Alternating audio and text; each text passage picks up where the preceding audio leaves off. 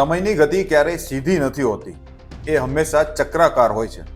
લાગે છે ભારતના રાજકારણમાં ફરીથી 2013-14નો જે સમય હતો તે પાછો ફરી રહ્યો છે. પણ આ વખતે સમયની જે ગતિ છે તે રાહુલ ગાંધીની તરફેણમાં છે.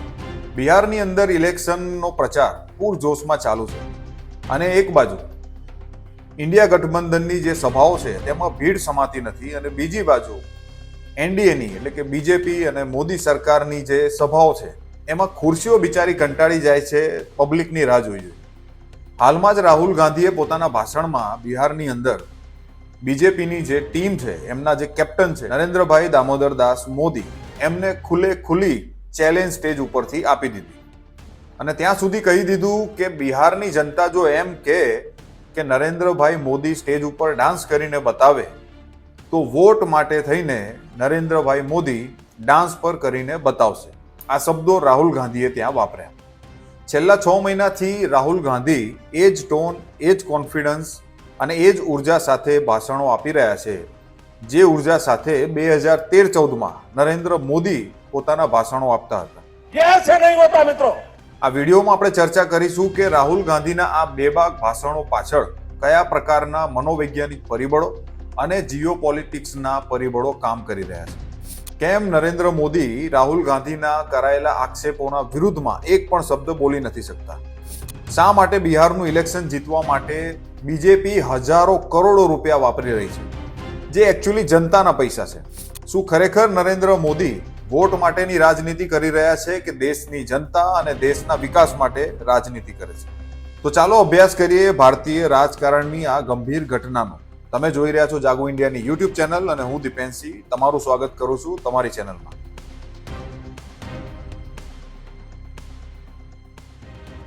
આ વિડીયોમાં હું તમને રાહુલ ગાંધીની 2 ક્લિપિંગ્સ બતાવીશ એક એક કરીને અને દરેક ક્લિપિંગ બાદ આપણે સમજવાની કોશિશ કરશું કે રાહુલ ગાંધીની આ દમદાર સ્પીચ પાછળ કોનો હાથ છે અને તેની સામે નરેન્દ્ર મોદી સાહેબની શું પ્રતિક્રિયા આવી રહી છે, જેનાથી આપણે સમજી શકીશું કે આ દેશનું નખોદ વાળવામાં આપણા દેશના નેતાઓ કેવી રીતે જવાબદાર છે. તો જોઈએ પહેલી ક્લિપિંગ. उन्हें सिर्फ आपका वोट चाहिए. अगर आप कहोगे नरेंद्र मोदी जी आप ऐसा ड्रामा करो वोट के लिए वो कर देंगे. जो भी करवाना है करवा लो. मैं कह रहा हूं आप उनको कहो कि देखो भैया हम आपको वोट देंगे, आप स्टेज पे आके नाच लेंगे. नाचिए, कह रहा आप कोशिश करो. मोदी जी आइए स्टेज पे आइए, भाषण मत दीजिए, डांस कर दीजिए, हम आपको वोट देंगे. देखना करते हैं. जो भी करवाना है करवा दो चुनाव से पहले. जो भी करवाना है चुनाव से पहले करवा दो. चुनाव के बाद नरेंद्र मोदी नहीं दिखाई देंगे. चुनाव के बाद नरेंद्र मोदी जी अंबानी जी की शादी में दिखाई देंगे. सूट बूट वालों के साथ दिखाई देंगे, किसानों के साथ, मजदूरों के साथ नहीं दिखाई देंगे.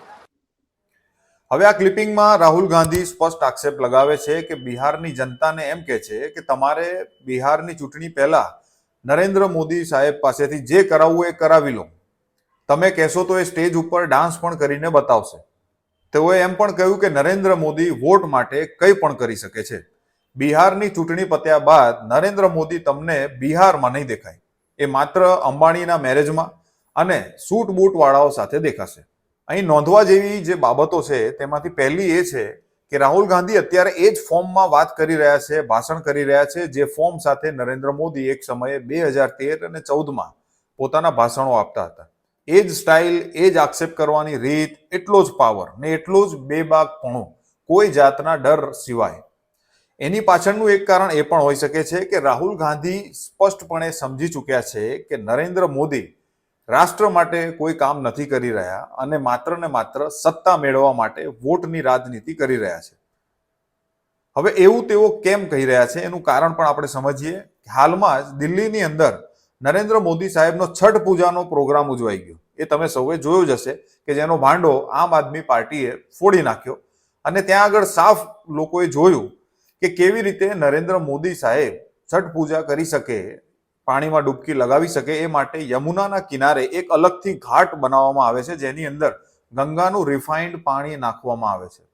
वासुदेव घाट को यमुना से अलग किया गया है और बीच में आप देखिए मिट्टी की एक बाउंड्री बनाई गई है, तो आप साफ देख सकते हैं कि यमुना अलग है, मगर वासुदेव घाट पे जो पानी आया है वो अलग है। भगीरथ हो गई हूँ मैं, तो भाई दिल्ली की जनता के लिए ये करना पड़ेगा, तो ये भी सही भगीरथ बन जाते हैं। એટલે સામાન્ય જનતાએ યમુનાના પ્રદૂષિત પાણીમાં છઠ પૂજા કરવાની અને નરેન્દ્ર મોદી સાહેબની રીલ બનાવવા માટે થઈને બિહારીઓને પ્રભાવિત કરવા માટે, કારણ કે છઠ પૂજા જે છે એ બિહારીઓનો બહુ મહત્વપૂર્ણ તહેવાર ગણાય છે અને આ વખતે ઇલેક્શન પણ એવા જ સમયે એટલે જ રાખવામાં આવ્યું હોય તેવું લાગી રહ્યું છે.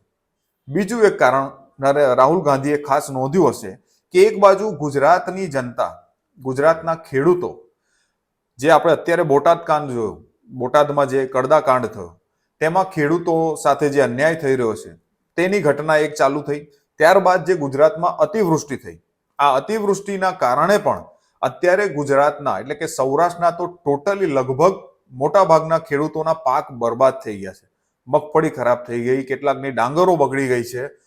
તો જ્યારે ગુજરાતની જનતા આવી સમસ્યાથી ગુજરી રહી હોય ત્યારે ગુજરાતની જનતા માટે કાંઈ બોલવાની જગ્યાએ, ગુજરાતની એક ઉડતી મુલાકાત લેવાની જગ્યાએ નરેન્દ્ર મોદી બિહારના ઇલેક્શનના પ્રચાર માટે, છઠ પૂજા માટે વ્યસ્ત છે.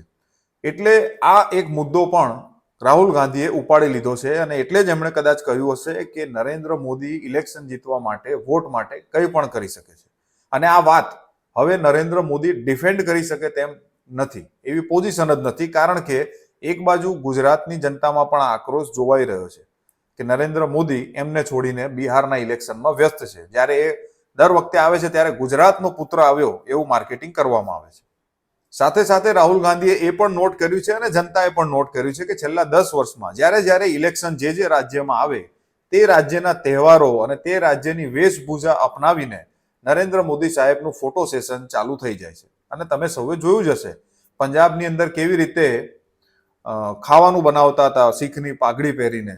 ત્યારબાદ સાઉથમાં પણ તમે જોયું હશે, જ્યાં જ્યાં ઇલેક્શન હોય ત્યાં નરેન્દ્ર મોદી ત્યાંની પ્રજાને પ્રભાવિત કરવા માટે પુષ્કળ સોશિયલ મીડિયા માર્કેટિંગ કહો કે પછી ન્યૂઝ મીડિયાનું માર્કેટિંગ કહો એ ચાલુ કરી દે છે. એટલે જનતા આ વાત હવે જાણી ગઈ છે, તે વાતને રાહુલ ગાંધીએ પકડી લીધી છે. અને એટલે જ તમે જોયું હશે રાહુલ ગાંધી આ ટાઈપનું કોઈ માર્કેટિંગ અપનાવી નથી રહ્યા, કારણ કે આની સાયકોલોજીકલ ઇફેક્ટ રાહુલ ગાંધી સમજી શકે છે, કારણ કે તેઓ ભણેલા ગણેલા છે. અને આ વાત પરથી એક પ્રશ્ન સાફ ઊભો થાય છે કે શું ભારતના પ્રધાનમંત્રીનું આ જ કામ છે? ચૂંટણી પ્રચાર. શું ગુજરાતના ખેડૂતોની સમસ્યા તેમને નથી દેખાઈ રહી? આંધ્રપ્રદેશમાં જે અત્યારે વાવાઝોડું આવ્યું ત્યાં આગળ પુષ્કળ તારાજી થઈ છે, ત્યાં જવાનું ના સૂજ્યું. હવે બીજી ક્લિપ જુઓ. मोदी जी तो ट्रंप से डरते हैं, मोदी जी तो ट्रंप से डरते हैं। 50 बार, सुनो, 50 बार अमेरिका के राष्ट्रपति ने बोला है कि मैंने नरेंद्र मोदी को डराकर ऑपरेशन सिंदूर बंद कराया। 50 बार बोला है। नरेंद्र मोदी के मुंह से चू तक नहीं निकला। उनका अपमान हर रोज ट्रंप कर रहा है, हर रोज अलग अलग देश में जाके वो उसका अपमान कर रहा है ट्रंप।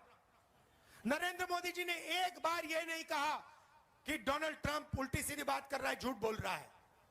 ऐसा आदमी बिहार में विकास कभी नहीं ला सकता,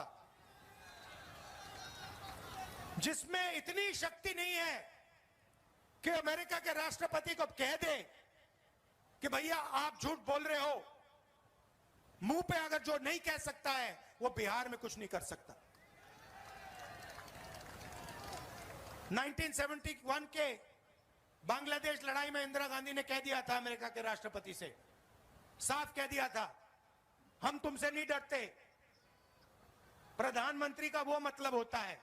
आज बोला फिर से कि मैंने नरेंद्र मोदी को फोन लगाया और कहा कि भैया ऑपरेशन सिंदूर को रोको, और ऑपरेशन सिंदूर रुक गया।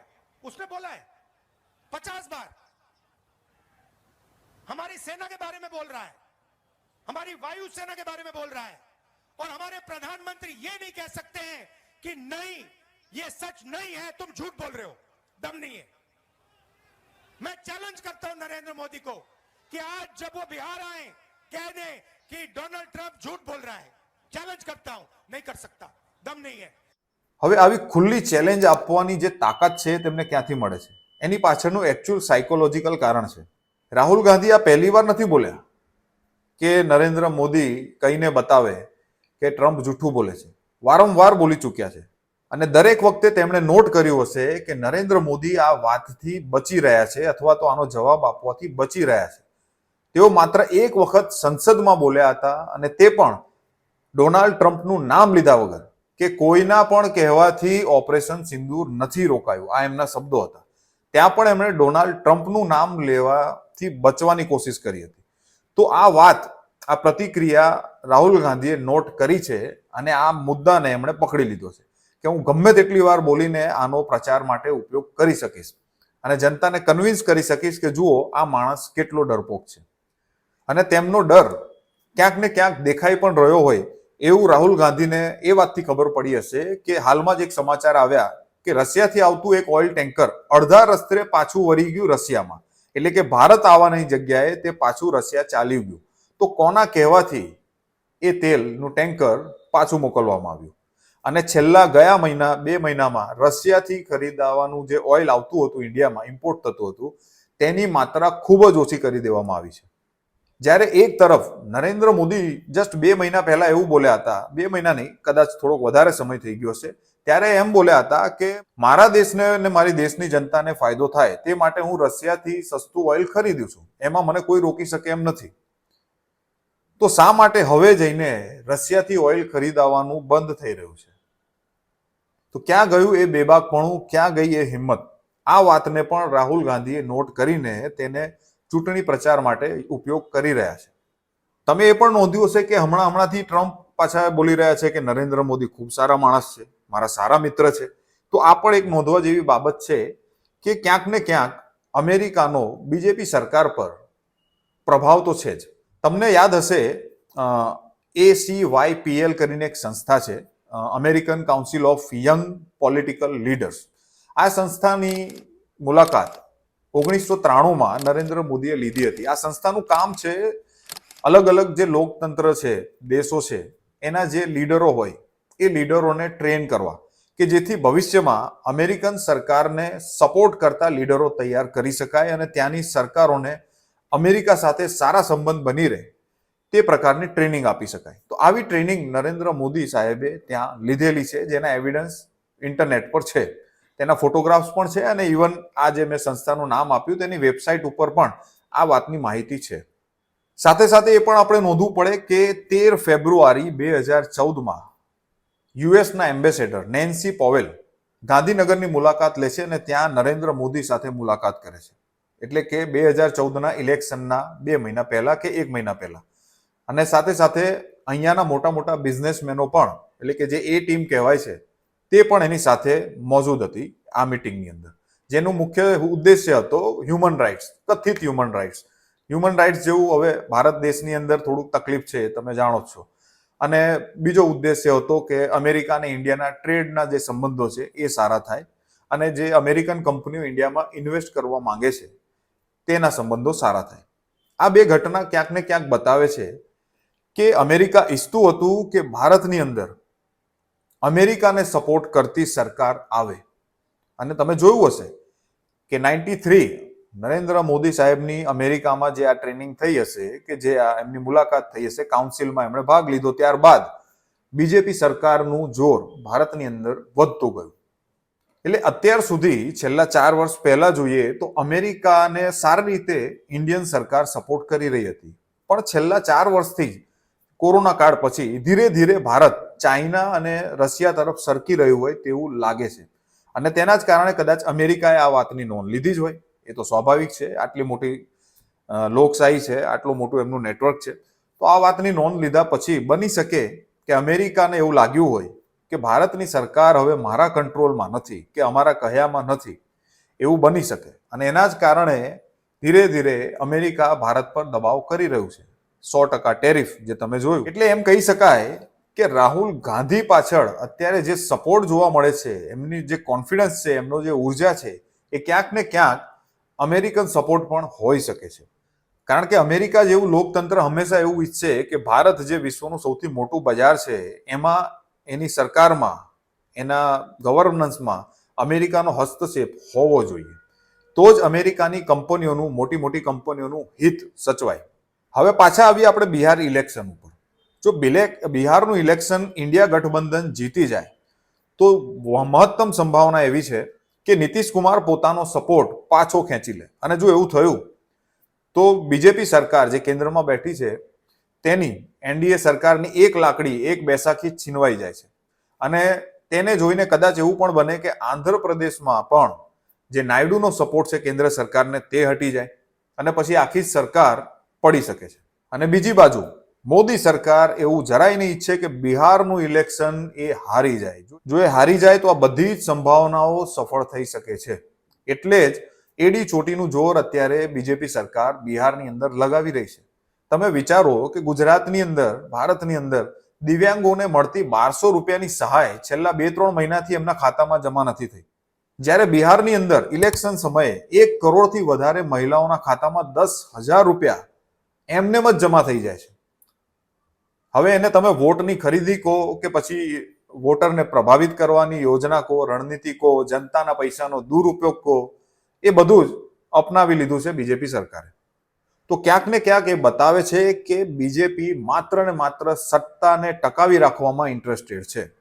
એટલે હાલમાં નરેન્દ્ર મોદીને જબરજસ્ત રીતે રાહુલ ગાંધી ઘેરી રહ્યા છે, અને એ ઘેરાઈ પણ રહ્યા છે. એનું કારણ સાફ છે કે છેલ્લા 10 વર્ષમાં તમે જોયું હશે કે ક્યાંય ઇલેક્શન સિવાય નરેન્દ્ર મોદી સાહેબના દર્શન નથી થતા. ભલે એ પછી પંજાબનું પૂર હોય, ખેડૂતોની પાયમાલી હોય, ગુજરાતના જે કિસાનો છે એમની જે પાયમાલી હોય, તમે વિશ્વાસ નહીં થાય, હમણાં જ એક સમાચાર આવ્યા હતા 2 દિવસ પહેલા કે કાલે જ, કે ગયા વર્ષનું જે પાકનું નુકસાન છે ગુજરાતના ખેડૂતોને, એ પાકના નુકસાનના પૈસા હજુ સુધી પૂરેપૂરા ચૂકવાયા નથી.